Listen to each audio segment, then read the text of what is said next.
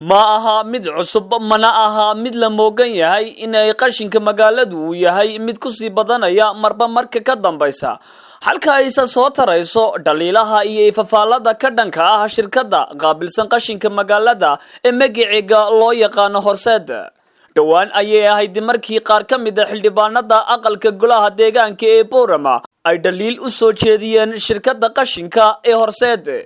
mar haddaba habeennimadii xalayto uu ka qayb galay munaasabad barasaabka gobolka Awdal Maxamuud Cali Saleebaan Ramaax waxa uu si isbarkan u eedeeyay labada shirkadood ee mid gacanta ku hayso kawaanka hilibka ee magaalada Boorama iyo taqashinka ee magaalada ee magaciga loo yaqaano Horseed barasaab Maxamuud Cali Saleebaan Ramaax waxa uu sidoo kale tilmaamay inay gebi ahaanba shirkadda Horseed ee qashinka u qaabilsan bulshada reer Boorama ay noqotay mid ku fashilanta gebi ahaanba hawlihi shaqo ee u haysay magaaladani Boorama isagoo ka hadlaya hadaba arrimahaasi waxa uu yiri ku fashilantay haday dawladayada tahay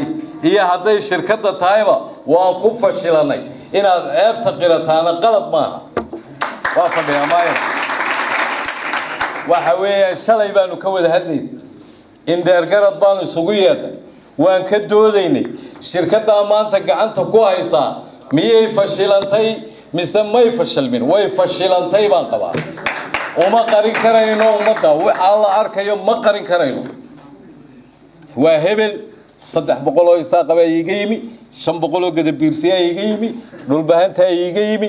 oo markaan sheegno haddaan qariyana ilaahay bari buu igu la xisaabtamaya haday dawladda maanta wakiilka ka ahay haday igu la xisaabtami weydo isha qabanaysa way muuqataa way fashilantay tala loo baahan yahay way tala degdeg loo hela kaligeed ma waxa fashilantoo kale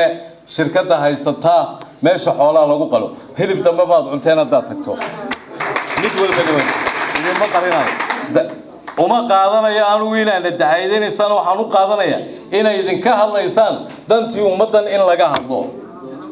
ana ilaahay hortiisa la hor iman maayo inaan been ka sheego cidii weydiisana waan uga jawaabaa saaxiibkay walaalkay dawladda cidna uga gab media cidna uga gaban mayno tala looga baahan yahay taladeediina waan wadnaa intay nala gaadhaba muddaan eegaynay muddadii way soo kadooday soo wada duubo waxa marba marka ka dambaysa soo badanaysa cabashooyinka ka dhanka ah u barasaabka gobolka Awdal bulshada reer Awdal uu sheegay inay u diyaar galoobaan ka tashi shirkadda Horseed waa Jaamac Xuseen Jaamac Dude Somaliland Space Channel Boorama.